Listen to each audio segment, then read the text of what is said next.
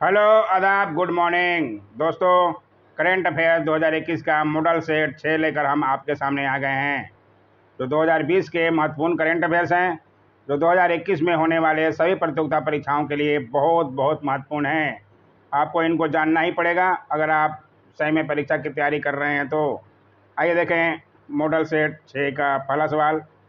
अच्छा लगे तो लाइक ज़रूर कीजिएगा और चैनल को सब्सक्राइब कर लीजिएगा। पहला सवाल है, 15 सितंबर 2020 को वाशिंगटन में इजराइल और किस अरब देश के बीच शांति समझौता अब्राहम समझौता हुआ? ये आप प्रैक्टिस सेट बनाते होंगे तो ये सवाल आपको दिखा होगा।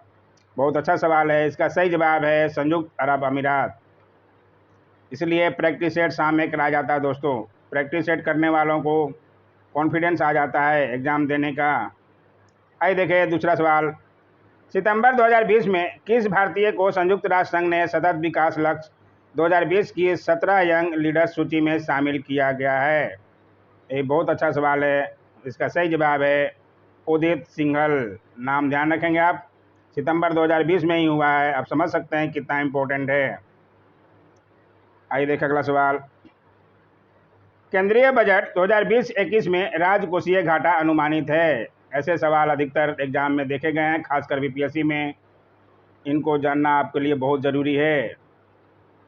इसका सही जवाब है ए 7,96,337 करोड़ रुपया। ध्यान रखिएगा, बहुत अच्छे ऐसे सवाल हैं दोस्तों। ISFR रिपोर्ट 2019 के अनुसार भारत में कुल वन और वृक्ष आच्छादित क्षेत्र देश के कुल भौगोलिक क्षेत्र का कितना प्रतिशत है? ये सवाल भी देखा गया है। इसका सही जवाब है 24.56%। ध्यान रखिएगा, बहुत अच्छा सवाल है ये। आइए देखें अगला सवाल।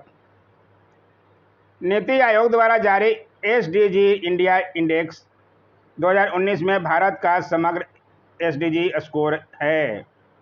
SDG रिपोर्ट मतलब सतत विकास रिपोर्ट बोला जाता है, जिसको कि संयुक्त राष्ट्र संघ भी जारी करता है और भारत के अनुसार नीति आयोग भी जारी करता है। नीति आयोग के अनुसार केरल का प्रदर्शन सबसे बेहतर था, जिनको कि 70 पॉइंट मिला था, और अपना बिहार जो है सबसे निचले पायदान पे था, उसे 50 अंक मिले थे। अभी आप ध्यान रखिएगा, बिहार के एग्ज़ाम दे रहे हैं तो बिहार का स्कोर सबसे निचला 50 था। 2019 के नीति आयोग की रिपोर्ट में यूएन के 17 में से 16 लक्ष्यों को शामिल किया गया है। सभी 16 लक्ष्यों में भारत का स्कोर 60 है, 60। ध्यान रखिएगा, इसका सही जवाब 60। बिहार का स्कोर, केरल का स्कोर भी आप ध्यान रखिएगा। स्कॉर्पियन श्रेणी के किस पनडुब्बी को सितंबर 2019 में भारतीय नौसेना में शामिल किया गया है? इसका सही जवाब है बी INS खंडेरी। ध्यान रखिएगा, ये सवाल भी प्रैक्टिस सेट में कराया जा चुका है। इसलिए कहते हैं प्रैक्टिस सेट जरूरी है दोस्तों। कितना ही पढ़ लो, जब तक प्रैक्टिस नहीं करेंगे आपका विकास नहीं हो पाएगा। अगला सवाल है, 23 दिसंबर 2019 को किस मिसाइल का परीक्षण चांदीपुर स्थित एकीकृत परीक्षण रेंज से किया गया? यह सवाल भी कराया गया है और इसका सही जवाब है क्वारसम, QRSAM। ध्यान रखिएगा, बहुत अच्छे सवाल हैं। आइए देखें अगला सवाल। फरवरी 2020 में अमेरिका में भारत के नए राजदूत किसे बनाया गया है? फरवरी 2020 में भी एक साल के लगभग हुआ। आपको जानना जरूरी है। इसका सही जवाब है तरनजीत सिंह संधू। नाम ध्यान रखिएगा, बहुत अच्छे सवाल हैं। अमेरिका में बने हैं तो इम्पोर्टेंट हो जाते हैं। केंद्र सरकार का विभाग दीपम संबंधित है, किससे संबंधित है? आप ये देख सकते हैं। मैं बता दूं, दीपम मतलब department of investment and public assets management. Investment आप समझ सकते हैं, इसलिए इसका सही जवाब जो है विनिवेश। ध्यान रखिएगा, पूरा नाम आप पकड़ लीजिएगा। पूरा नाम पे भी आता है दोस्तों, इसलिए पूरा नाम आप ध्यान रखा कीजिए। जनवरी 2020 के अंत तक भारत में सार्वजनिक क्षेत्र की कुल कितनी कंपनियों को महारत्न कंपनी का दर्जा प्राप्त है? यह भी बहुत बहुत अच्छा सवाल है। वर्तमान में मैं बता दूं कि भारत में 10 महारत्न कंपनियां, 14 नवरत्न कंपनियां और 73 मिनी रत्न कंपनियां हैं। ये भी आप नोट कर सकते हैं। क्योंकि कहीं से भी सवाल पूछा जा सकता है। इसमें महारत्न कंपनियों का पूछ रहा है तो 10 कंपनियां हैं, जिसमें कि गेल इंडिया लिमिटेड, कोल इंडिया लिमिटेड, नाम सुने होंगे आप, Bharat petroleum, Indian oils, NTPC, ये सब आते हैं। आप ध्यान रखिएगा, इसके अनुसार जो है आंसर 10। आइए देखो अगला सवाल। भारत में राज्यों में सड़क मार्ग की लंबाई में प्रथम स्थान किस राज्य का है? ये कल ही क्वेश्चन बताया गया था। इसका सही जवाब महाराष्ट्र। ये तो आपके लिए अब आसान हो गया होगा बार बार प्रैक्टिस करने से। मुद्रा आपूर्ति का सबसे विस्तृत माप कौन सा है? M4, M3, M2, M1। बहुत अच्छा, बार बार ये सवाल पूछा जाता है। M4 को जो है सबसे विस्तृत मुद्रा है, ध्यान रखिएगा। और उस M4 को सबसे कम तरल मुद्रा भी कहा जाता है। सबसे कम तरल मुद्रा और सबसे विस्तृत मुद्रा M4 को कहा जाता है। आप नोट कर सकते हैं, बहुत बार ये देखिएगा। और M1 जो है सबसे तरल मुद्रा कहा जाता है M1 को। मुद्रा के हैं 4 काम महान: विनिमय, मापन, संचय और भुगतान। ये इसका हेडलाइन है, आप इसे ज़रूर नोट कर लें। M4 सबसे विस्तृत मुद्रा और सबसे कम तरल मुद्रा कहा जाता है। बार बार सवाल बनता है। M1 सबसे कम तरल मुद्रा। आप ध्यान रखिएगा, इसके अनुसार जो है इसमें सही जवाब M4। ध्यान रखिएगा सारी बातों को। नाबार्ड जो ग्रामीण विकास के लिए ऋण देता है वह है, नाबार्ड क्या है? सब लोगों को पता होगा। नाबार्ड जो है एक बैंक है जो ग्रामीण क्षेत्रों के लिए बना था। कब इसकी स्थापना हुई थी? इसकी स्थापना जो है 1982 में हुई थी। ये भी आप ध्यान रखिएगा। पूरी बात मैं आपको नाबार्ड के बारे में बता देते हैं कि ताकि नाबार्ड पे जो है क्वेश्चन बनता है हमेशा।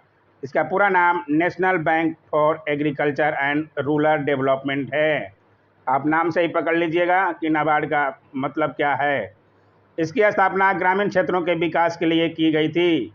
इसकी स्थापना 12 जुलाई 1982 को मुंबई में शिवरामन समिति की सिफारिश पर की गई थी। यह भी आप ध्यान रखिएगा। इसके वर्तमान प्रबंध निदेशक कौन हैं? हर्ष कुमार भनवाला।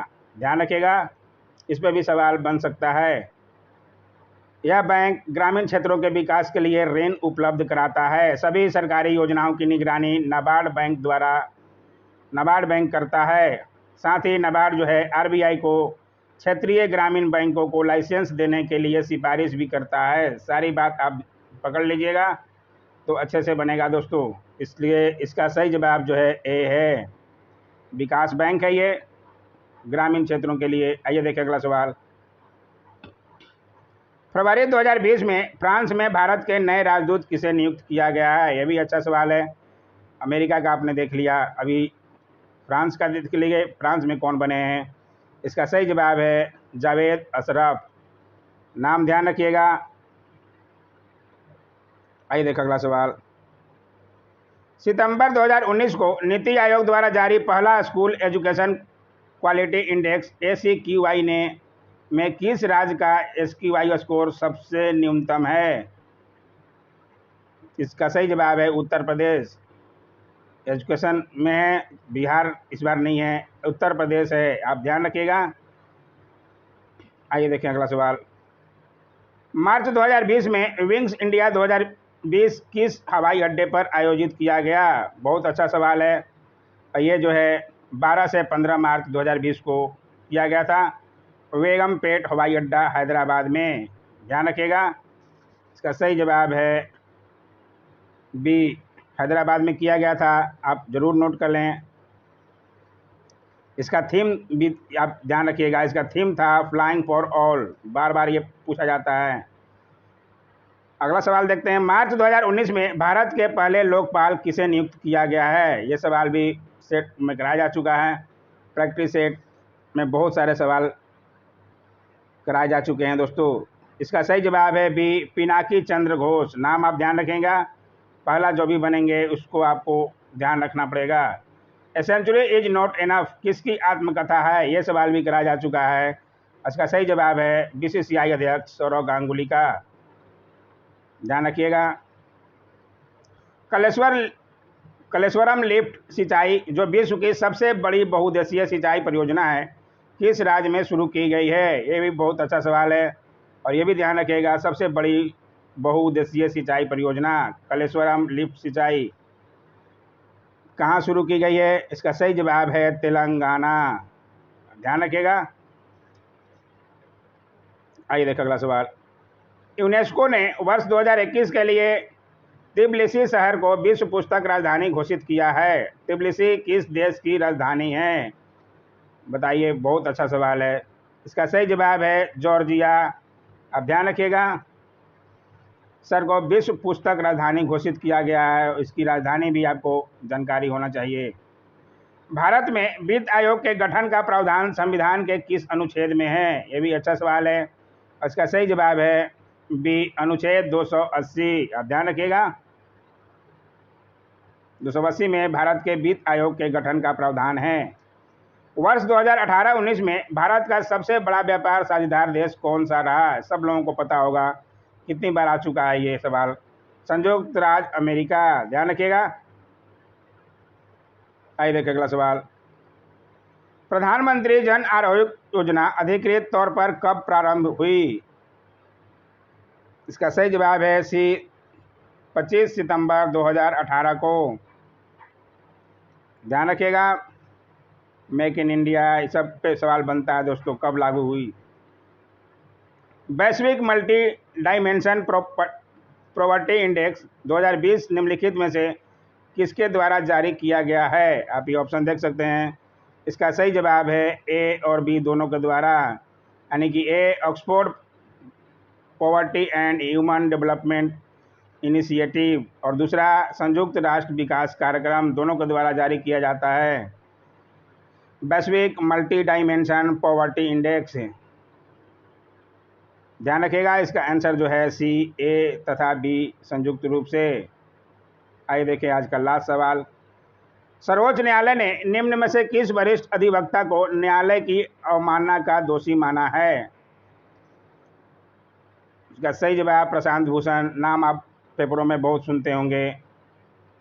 ध्यान रखिएगा, ये देखिए आपके आंसर भी दे दिए गए हैं। PDF चाहिए तो आप कांटेक्ट कर सकते हैं। तो आज का वीडियो आपको कैसा लगा? कुछ ना कुछ तो अच्छा लगा ही होगा। इसमें नए नए सवाल, कुछ पुराने सवाल थे। तो 2020 के लिए इम्पोर्टेंट करंट अफेयर्स थे, 2021 के लिए बहुत इम्पोर्टेंट है। आप अच्छा लगे तो लाइक किया कीजिए दोस्तों, कमेंट किया कीजिए, शेयर अपने दोस्तों को कर दीजिए और चैनल को सब्सक्राइब नहीं किए हैं तो कर लीजिए। Thanks for watching my YouTube channel.